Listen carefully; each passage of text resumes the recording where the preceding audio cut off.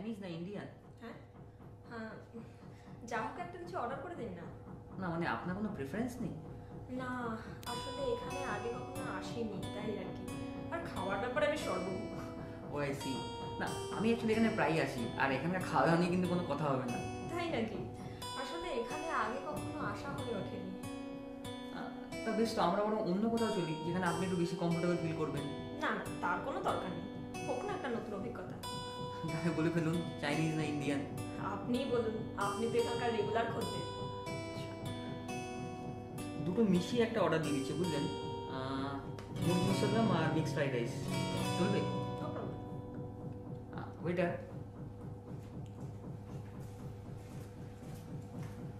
2 murg মুসলমাম with 2 mixed fried rice and 2 coke. Yes. Anything else? Nothing, that's fine. Okay, thank you.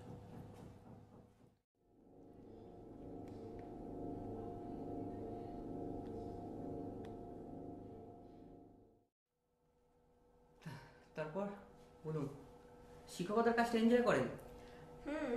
Two some extent. কখনো কখনো খুব boring লাগে। Someday I feel like super energetic about my job. আবার কখনো মনে হয় housewife হয়ে just ল্যাব খেয়ে কাটিয়ে দিই দিনগুলো। এই রে, মানে হাউস ওয়াইফ ব্যাপারটায় আমার কোনো প্রবলেম নেই, কিন্তু ল্যাদ খেয়ে দিনের পর দিন বাড়িতে কাটিয়ে দেওয়ার ব্যাপারটা আমার ভীষণ অ্যালার্জি। আমার তো মনে হয় প্রত্যেকদিন নিজেকে কোনো না কোনো কাজে ব্যস্ত রাখা উচিত, not just for earning money but to discover himself or herself.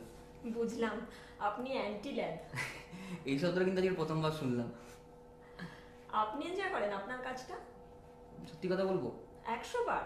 দেখুন, যদি আমাদের বিয়ে হয় তাহলে আমাকে ইমপ্রেস করার জন্য প্রচুর সময় পাবেন, আর যদি না হয় তাহলে ইমপ্রেস করেও কোনো লাভ নেই। সেটা অবশ্য ঠিক। জানেন, I don't really enjoy my work much. এমন নয় যে আমি করতে পারি না কাজটা, জাস্ট দ্যাট আমি আমার প্যাশনটাকে প্রফেশন বানাতে পারলাম না। আর সেটা কি? আমার গল্প বলতে খুব ভালো লাগে।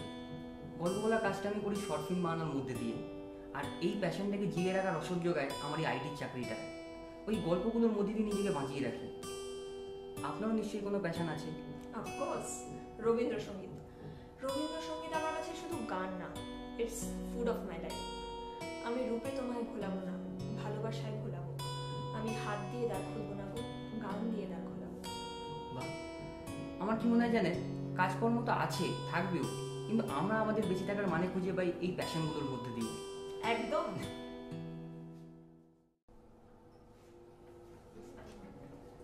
পাহাড় না সমুদ্র? কোনোটাই না। তাহলে? ক্যাকটাস। মরুভূমি? ইয়েস। কেন মরুভূমি কেন? যা বাবা, এর আবার কারণ হয় নাকি? না মানে এত যখন পছন্দ নিশ্চয়ই কোনো না কোনো কারণ থাকবে। সোনার কেল্লা। বুঝলাম, আমাদের রাইভাল কাজ। অ্যাকচুয়ালি আমি যাকে বলে খ্যাপাটে গোছের। ওহো, আরে মজা করছি না, সত্যি। তাই নাকি? যেমন? যেমন ধরুন, একদিন বৃষ্টি আমার খুব রোমান্টিক লাগলো, আবার পরের দিন বৃষ্টি হলে আমার মনে হলো ধুর কি প্যাচ প্যাচে কাদা। বুঝলাম। আমার আবার জানেন পাহাড় খুব ভালো লাগে, মনে হয় মেঘের কত কাছে পৌঁছে গেছি, হাত বাড়ালেই আমি ওকে ছুঁয়ে দিতে পারবো। ও, আপনি তাহলে উচ্চাকাঙ্ক্ষী। হ্যাঁ, এখন যদি উচ্চতা থেকে যদি আমাকে উচ্চাকাঙ্ক্ষী মনে হয় তাহলে হয়তো তাই। The food is here. শুরু করা যাক, প্রচন্ড খিদে পেয়ে গেছে। Yeah sure.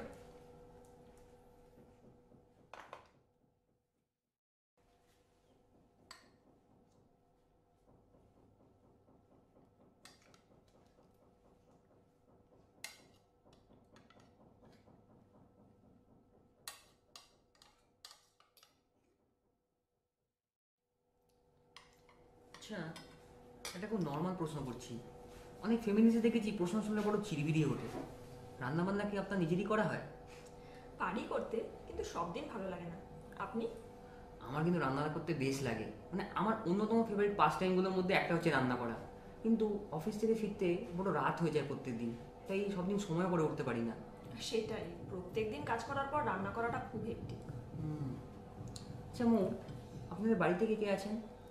মা, বাবা, দিদুন আর আমি। আপনার? আমার বাড়িতে বাবা, মা, ভাই আর আমি। জানেন, আমাদের বাড়িটা বেশ পুরনো, মানে সেই ঠাকুরদার আমলে তৈরি। বাড়ির ছাদে একটা চিলেকোঠাও আছে। এখনো পর্যন্ত বাড়িতে গেলে ম্যাক্সিমাম সময়টা আমার ওখানেই কাটে। তাই ছোটোবেলা থেকে চিলেকোঠার প্রতি একটা অদ্ভুত ভালোবাসা জন্মে গেছে আমার। এবার যখন অফিস থেকে অনসাইট যাওয়ার জন্য ভিসা ইনিশিয়েট করার কথা বললো, আমি সরাসরি অপ্ট আউট করে গেলাম।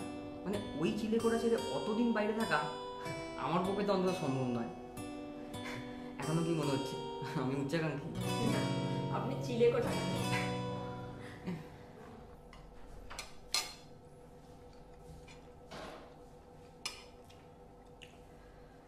জানেন, 2 বছর আগে আমার দাদু মারা যায়। তেমন কোনো অসুখ ছিল না, কিন্তু বয়স বেশ হয়েছিল, 85। দাদু মারা যাওয়ার কিছুদিন পর একদিন দেখি আমাদের বাড়ির বারান্দায় যে ইজি চেয়ারটা দাদু বসতো, সেখানে খুব ছোট্ট একটা শালিক পাখি ঘুরছে। আমি কাছে গেলাম, হাঁটু গেড়ে বসলাম। আশ্চর্যের ব্যাপার, পাখিটা উড়ে গেল না। আমার তখন দাদুর কথা খুব মনে পড়ছিল। মনে হচ্ছিল দাদুই হয়তো আমার পাখি হয়ে ফিরে এসেছেন। আপনি হয়তো মনে মনে হাসছেন, ভাবছেন এখনকার দিনে এসব কথা আবার কেউ বিশ্বাস করে নাকি? না না না না, সেরকমভাবে ভাবছি না। আমার মনে হয় যে আমরা যাদেরকে খুব ভালোবাসি তারা আমাদের ছেড়ে চলে যাওয়ার পর তাদেরকে আমরা অন্য সব কিছুর মধ্যে খুঁজতে থাকি। তো সেদিক দিয়ে হবা খাওয়ার তো কিছু নেই। যাই হোক, পাখিটা কিন্তু এখনো আসে আমাদের বাড়ি। আর আমি দূরে কোথাও গেলে পাখিটার জন্য খুব মন কেমন করে। বুঝলাম। আসলে আমি নিজের বাবা মা, ঘর দৌড়, চিলেকোঠা, বন্ধু বান্ধব এদের ছেড়ে বিদেশে গিয়ে থাকার মতো কোনো উৎসাহই পাইনি। ভবিষ্যতে হয়তো ঘুরতে গেলেও যেতে পারি, কিন্তু কর্মসূত্রে বছরের পর বছর বিদেশে থাকা বা ওখানে সেটেল করে যাওয়া সে কথা স্বপ্নেও ভাবতে পারি না।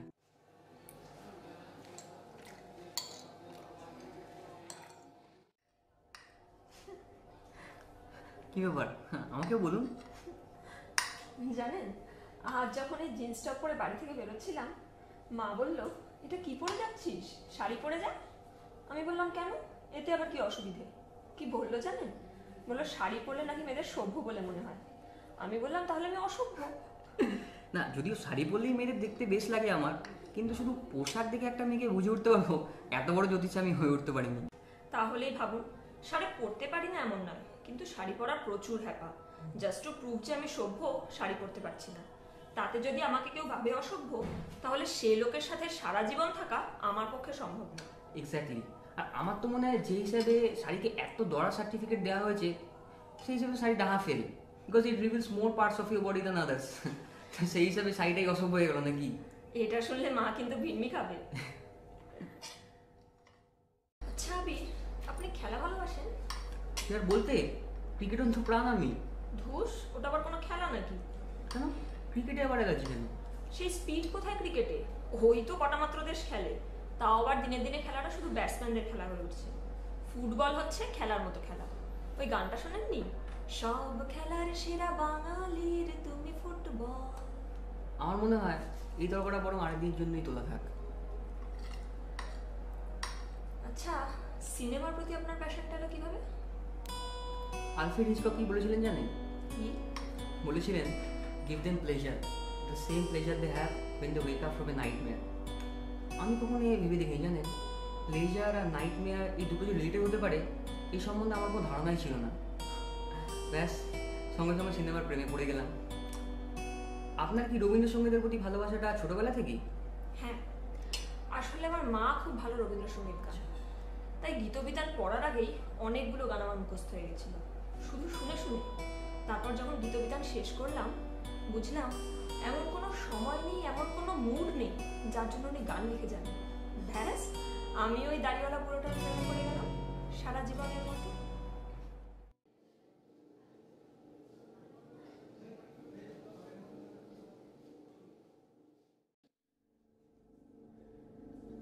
জানেন তো, আজ আমি আসতামই না। কেন? ভালো লাগছিল না। আচ্ছা, আমি আপনার কত নাম্বার মেয়ে দেখা বলুন তো? প্রথম, মানে আপনাকে দিয়ে শুরু। আমার এর আগে আরো 3 জনের সাথে দেখা হয়েছে, সবকটা হিপোক্রিট। না আসতে চাওয়ার কারণটাও জানলাম, কিন্তু ইতিহাসটা জানলাম না তো। আপনার গার্লফ্রেন্ড ছিল? হ্যাঁ ছিল, টেকেনি। কেউ কেউ আমার হিচককের প্রতি ভালোবাসা মেতে পারেনি, কারো ঘরে আমার চিলেকোঠা নিয়ে বড্ড আপত্তি ছিল। আপনার বয়ফ্রেন্ড? ছিল, সে কথাটা বলতেই আপনাকে জিজ্ঞেস করা। আমাদের 3 বছরের রিলেশন ছিল। 6 months back we broke up, and I'm not a virgin. Okay, thanks Thanks for being totally honest with me. But I didn't ask you that.